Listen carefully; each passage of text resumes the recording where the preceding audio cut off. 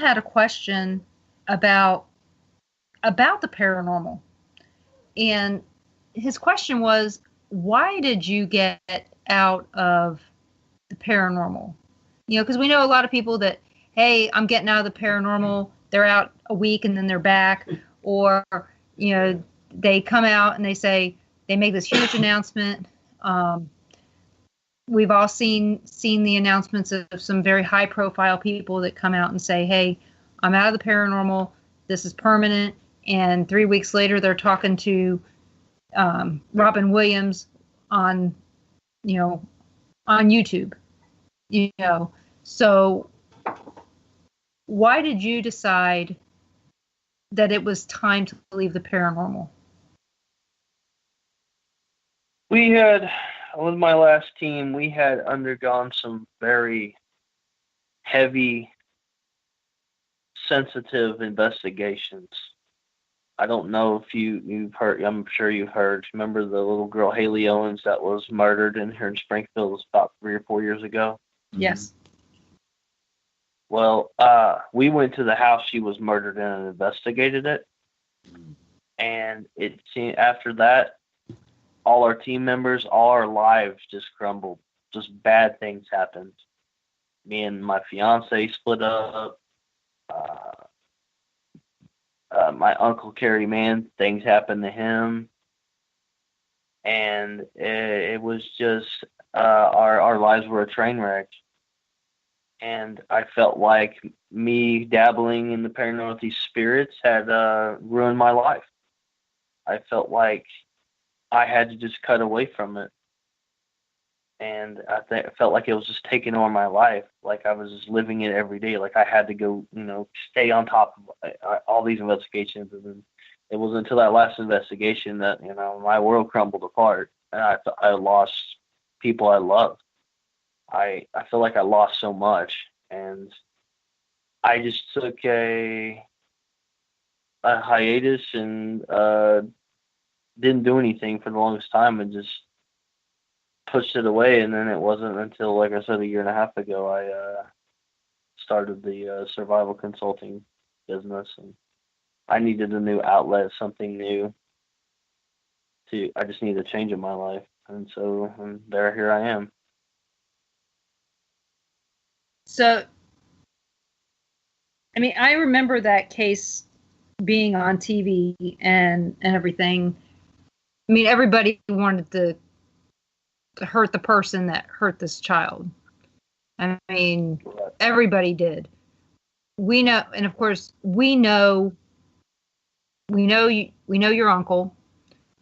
We have probably more friends in Springfield than we do right here around us. We spend a lot of time down there. So I know how bad that hurts to lose a neighbor, and especially a child. And I can see there are a lot of locations out there that have a way of driving a stake through the heart of a team that will break up everything. The Sally House is one of them. Ron and I are probably some of the very few people that made it out of there with our relationship. And I mean, that's a fact. So it's amazing that you recognized it. That's the first thing. I'm sorry that you had to go through that. That's really bad. And we got Dara in the chat room. She knew her and the family. So, oh, wow. So, like I said, we've got friends and stuff in the area. Dara did ask a question about your paranormal past. She asked if you've ever investigated the Pythian Castle. No, I've only walked up to it and took pictures of the outside. I honestly think the Pythian Castle is a big tourist trap because they want to charge outrageous money to go in it, and you have to have a minimum of 10 people to investigate. And it's like $75 per person. So I'm just like, you know what? I'm not gonna waste my money on that. That's why I've never done it. And the only reason that the Pythian Castle gets on Ghost Adventures and Haunted Collector and Ghost Lab is because that's their publicity. So that's why I've never got a chance to do it. Well, I'm gonna give you a secret. I was the first person ever scratched there. Really?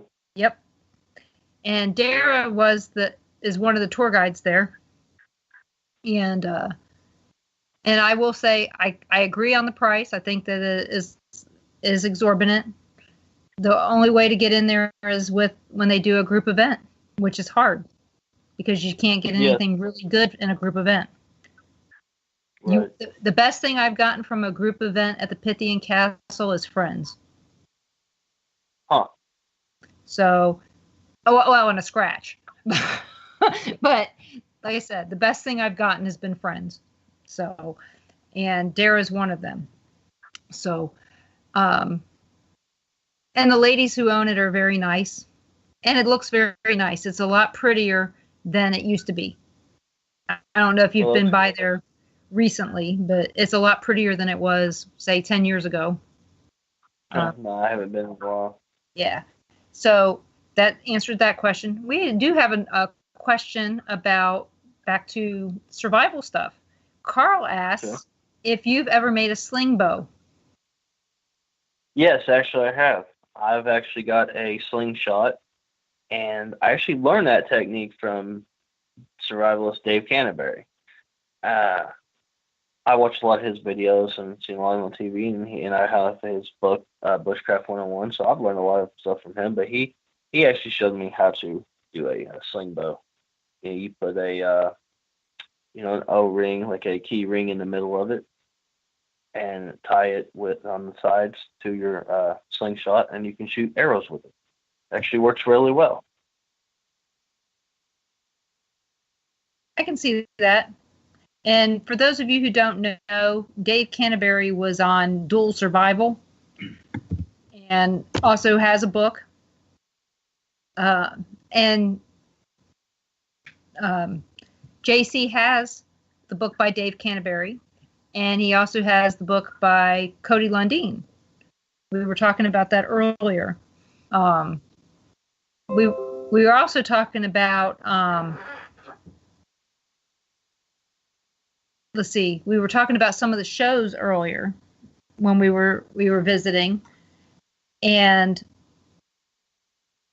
when you were watching the survival shows, what shows were gave you inspiration?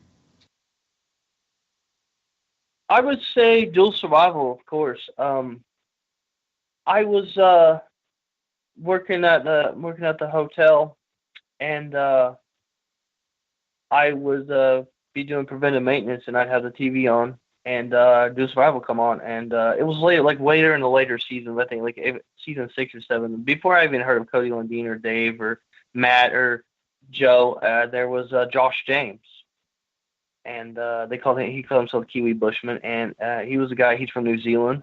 Mm-hmm. And if y'all don't know, he's got a YouTube channel if y'all want to check him out. And he was just very introspective on how he could just make survival supplies out of garbage he found, on shores or in the woods, and so that really inspired me. And then when I was in Kansas, I had cable TV up there, so I got subscribed to the whole Dual Survival series and watched it from season 1 all the way through, and I've literally learned a lot from those guys, and then Naked and Afraid's another one. Did you ever watch Man, Woman, Wild? No, I never got to that one. Is that one pretty good? It was interesting because it was a husband and a wife team, and it was just kind of funny to watch how their relationship interacted in a survival situation. And one of the other shows that I was trying to find to tell you about was Dude, You're Screwed. And that was the show that where we found Matt Graham the first time. And it was hilarious and scary at the same time. And they would what they would do is they would kidnap one of the guys from some place that they were. And it was usually someplace public. Mm-hmm. And strip them of anything that they might have hiding on them that they could be used as a survival equipment. And I'm serious, they would have stuff hidden on them because they knew it could happen at any time. And they were from all branches of the military and survival tactical type stuff. And it was, like I said, it was hilarious. And one time they picked up one of the guys and dropped him in some area where he ended up finding a haunted castle. And he heard all kinds of stuff in there that he came out saying, this place is really haunted. And so it was very funny, but they didn't think that he'd find the haunted castle. They figured he would find the main road and get out. So it was totally different. So you'll have to hunt that one down on YouTube and see if you can find that. But one of my favorite shows is the one that came on recently called Alone. And we've been watching that since its inception. Let's see, season 4 was the last season. And when Sam Larson won, I cried like a baby when he won. And because when he was on, season 1, he was eating mice. That was the only way that he couldn't catch fish or anything. He was eating mice. I'm like, oh. So when you think about that, I don't remember how many days he survived, but it was a long time. And on the second time that he was on season 4, do you remember how many days he was on there, Ron? It was a while. I mean, I know it was like over 3 months. It was him and the other guy. And again, he was eating mice again. And, oh, it was so bad.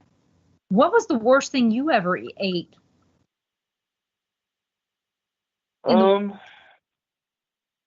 Like that tasted bad, or just like something people don't normally eat? Yeah. Well, I mean, people don't normally eat mice. No, so grub worms. Aren't they just slimy? They're crunchy, really, honestly, and you can find them in like flower beds. They like to be in like rich soil. Oh yeah, just underneath any dandelion. Yep. I ate several of those when I was in Kansas this last summer. On purpose? But they are actually good in protein. And then, if you're starving and you need immediate food, grub worms is where to go.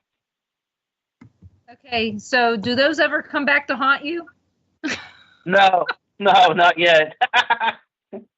So far. I'm going with Tums, Zantac, Pepto. I don't see me. I mean, I know accidentally we all eat bugs at some point. So yeah. I don't know, but so if you're out there and you need to survive, people go hunt down some dandelions, pop them up, and you'll find a grub. My old house, that's how I found them. Every time I popped up a dandelion, I found a grub worm. So everybody, we are coming up on top of the hour. We've got a 5-minute break. So this is the good one where you go and get your wine and your cheese, like a friend of mine says, or you go to the restroom, do what you got to do, let the dog out, go shovel the walk. You got 5 minutes. Do it quick. But make sure that you come back. You're listening to WBHM Digital Broadcasting out of Birmingham, Alabama. My guest tonight is J.C. Phillips. We are talking about monsters in Missouri and survival, ghosts, crap, bad, nasty things to eat. It's all here. So come on back. This message comes from NPR sponsor American Express. See a big deal as no big deal with worry-free protection. See business differently with American Express. Don't do business without it. Learn more at americanexpress.com/seebusinessdifferently. Live from NPR News in Washington, I'm Jack Speer. Red flag fire warnings are in effect through Wednesday in Southern California, where more than 200,000 people remain evacuated from